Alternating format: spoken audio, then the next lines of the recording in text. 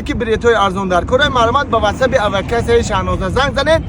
بلیط‌های ارزانه و باوریناک است. زندگی چیست خونه دل خوردن زیر دیواره آرزو مردن زیر دیواره آرزو مردن. دیدی حسن جان اینو آرزو کرده که ماشین داشتیم اینو ماشین دارم شدیم.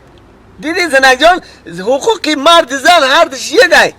وقتی که تو نباشی من ماشین های میکنم وقتی که من نباشم شما های میکنی. رحمت مردک جان مبارک شوه یا باری خدا مبارک قطرک شوه میخه.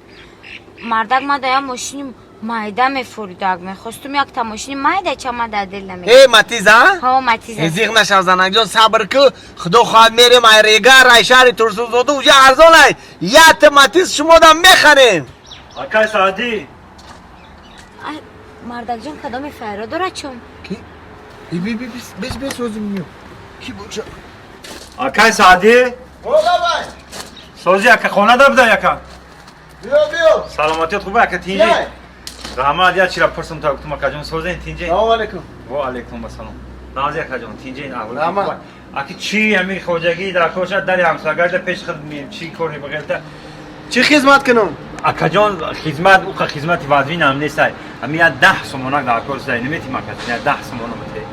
ولی با هم 10 سومون میتیم تو میزنی ماست قدی کوچیده آدما رو غم داده همسایه رو نافور کرده. نه اکا جون این فکر نکن تماما من خیلی شید بس کردگیم من دیگه نخوردستم دیگه تمام بس کردگیم امی 10 سومون بتیم در کارم شده اکا جون ضرور موندم اکا ندارم ای داری تزوری اکا سعدی ای تزوری نه ندارم گفتم که ندارم بیا خامنته اکا نباشه خیلی میکنیم 10 سومون من را بته شما ما شما دا پگه 20 سومون آوردم میتونم اکا جون ندارم گفتم آخی نمیفهمی؟ این تلفن من بگی اکا جان این تلفن من بگی همین 10 سومون من دا بته اکا جون ضرورم باورم که ضرورم من 10 سومون بته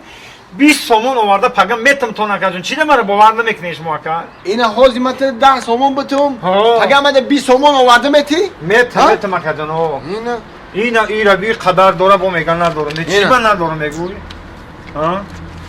این 10 سومون گفتی این 10 سومون 10 سومون دادم رحمت اگر 20 سومون آواره مده میتی 20 سومون آورده میتم تو اینا با تلفنم در دستم میتا باور نکنه اکا جون من نه اکا جون رحمت مکان تصرف من رحمت ای بیساکا ای اکا لبا اکا جون این بره درس رو بیا فکر زد چی فکر کردی اکا جون تو باید پگه من 20 سومون بیاری ها در نام صدقه اکا گفتم اکا جون پگه شما دا من 20 سومون آورده میتم اکا ای راست گپ جورا دلی من در تو میسوزه میسی سرگردان شده پگه 20 سومون آورده حاضی 10 سومون شو بته 10 سومون شو بته اینا اکا جون آنا کم پگه 10 سومونی دیگه شو میاری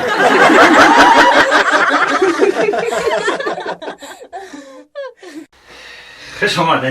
آمدین سعدی جان خوش آمدی آنجا بانو خوش آمدی بسیار خلصانش دم باور که تعمیر ایستادم فکر کردم که کی را زنگ بزنم هرچی نمره اینم سعدی جان بدای با این زنگ زدیم با این شما دا زنگ زده بهترین کورسی مبارک شو زودروز مبارک شو حضور رحمت خوش آمدی در کلام جو کردگیم که همه چی ایادی من نمیروی همه در کلام جو کردگی درش دینید همش کجا دا همش دیگه بچه ها نباید زنگ زنی بیان اخیر آخه کامیل جان همین سردار سیمون منیشه بانو بود آخه هم برای همین چی درجه نیو توی معرکه میشه همین منیشه خودش گام میدن تشکیلاتی بود تشکیلاتی بود دیدی همینجا در کلیم جو کلیده به خود میدونیم با نگفتی شما اخیر من جوانو می اومدن یاد بیا میشتیم اخیر راستی گپ کامل گفتم شونا گفتن هوا خنک که بعد راه در روز نمیتونیم رفته اینو میمو تبریک شونا سلامت باشن سعدی جان خیلی میگم تو با بچه و خیلی منیجه اگه دختره با اومدن میتونه تست بیا خبر بگی اخی همون اومدگی تا همون 6 ماهی پیش اومدگی با فکرم دیگه نیومده یا با اون با خبر بگیری خیلی 6 ماه و 20 فوریه دومدو بدیم کو این راست میگه 20 کمیلیون تامه سکلروز شدگی چی این روزگار داریم پگاه ایود میرویا ای بودکی زوری همه چیزا در کلا جا میکنیم برای همون چی کاری میکنم همش در کلام جو کردگی ما ای همه گودکیم تو همه کلونی ما همش دریا دوماز در کلام جو کردگی ما نه ای سعدی جان همین فقط تعریف کردم مولانا فقط خود تعریف میکنی همه چیزا در کلام جو کردم همه چی در کلام ایستاده ای سین فی یکمیم تو 12 میم تو 11 میم در کلام جو کردم میگویو همین 10,000 سومون می از 3 ماه پیش من شما دا قرض داده بودم سعدی جان در کلات جان نکنه بودی همین را که بگیری بیاری بو تیمای بارگی